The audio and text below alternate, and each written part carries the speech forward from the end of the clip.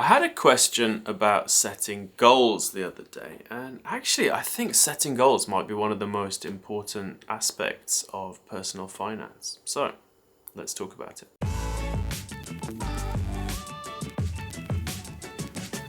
The reason I find setting goals to be so important, not just in personal finance, but in pretty much anything in your life, health, study, work, travel even, setting a goal means that you know where you want to go.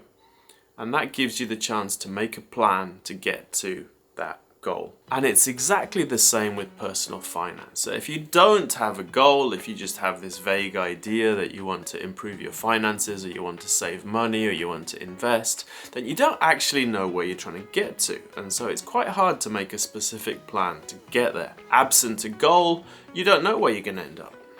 It's like setting out for the day and saying, I don't care where I'm going to go, I'm just going to walk randomly around. You're unlikely to reach the beach or whatever you wanted to get to. So goals are really important, but it's also important to have the right goals. If you've got the wrong goal, it's not going to help you very much. One framework to think about goals is the SMART goal framework. So SMART is an acronym, and SMART stands for specific, measurable, achievable, relevant, and time-bounded. And if your goal has all of those elements, it's more likely that you're going to be able to achieve it. There's loads of stuff online about SMART goals if you want to learn more about them. For me, I always recommend making achievable goals, hitting them, and then making new goals, rather than starting out with a really ambitious goal. If you're just getting started with your finances, making a goal to be financially independent might be motivating, but you're not going to get there for a really long time. Instead, I would recommend making smaller goals. So to start with, you might have some short-term goals, you might have some medium-term goals,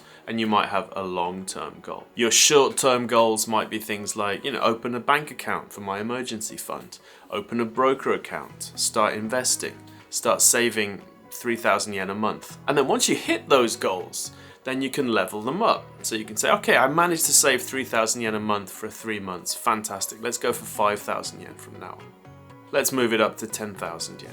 And by doing it gradually over time and building on your success, you're going to make it much more likely to reach those goals and then reach the further goals. It's kind of like what James Clear talks about in Atomic Habits. The key to making a habit is to making them really small and achievable until they're kind of ingrained. And then once you've got that habit set up, then you can start increasing the amount or the intensity of that habit. For me, the most useful goals I've had on my financial journey so far were initially I set monthly targets. So I said, okay, I want to invest X amount a month. I want to save X amount a month. And for a while, that was about as good as it got. To go from saving nothing to consistently saving 10,000 yen a month is an enormous step.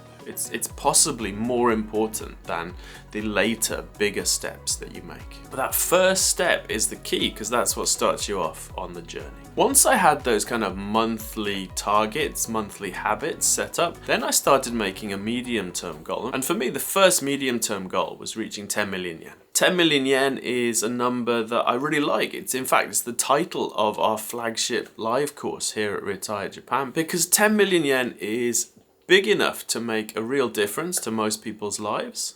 If you manage to save and invest your way to 10 million yen and you have 10 million yen in liquid investments, that's going to completely transform your experience of living life, because you have that resource to fall back on if you need it, and that gives you enormous peace of mind. The other thing about 10 million yen is that even though it's quite a big number, most people can probably get there eventually, as long as they take consistent action. And the third thing I like about 10 million yen is that if you manage to get to 10 million yen, then you likely have the skills and the knowledge and the habits to keep going.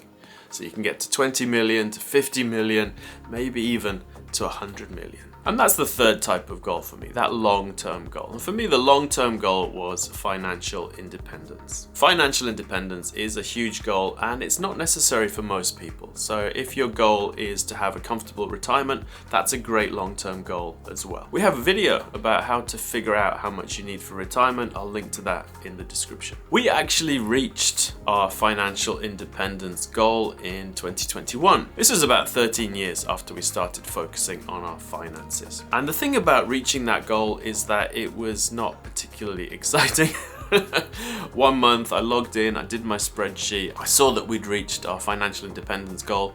I was like, oh, that's cool, and I was happy for about a day, and then I kind of forgot about it. A couple of weeks later, I set a new goal, which was a kind of ridiculous stretch goal. Our financial independence goal was 125 million yen. And the way I worked that out was really, really simple. It's kind of a back of the envelope calculation. I said at a 4% withdrawal rate, we want, say, 5 million yen a year. And in order to get 5 million yen at a 4% withdrawal rate, you need 125 million. Our stretch goal, which is slightly ridiculous, is 1 billion yen.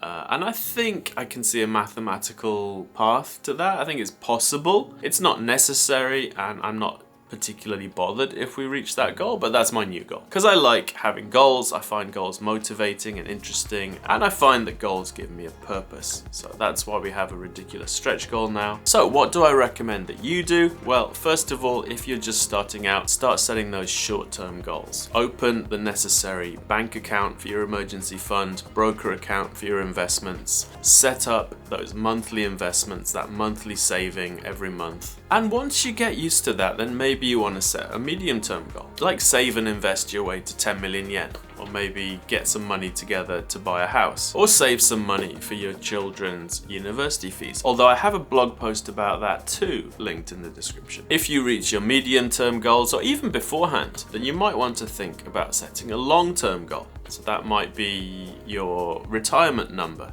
It might be your financial independence number. Whatever your goal might be, making that goal and tracking your progress towards it makes the whole thing more interesting, more fun, and I think more sustainable. So how about you? What are your financial goals? What are you currently working on? And if you don't have any financial goals, why don't you stick some in the comments, and then you can get started working on those right now. Thanks for watching. Do like the video and subscribe if you've enjoyed it, and we'll see you in the next one.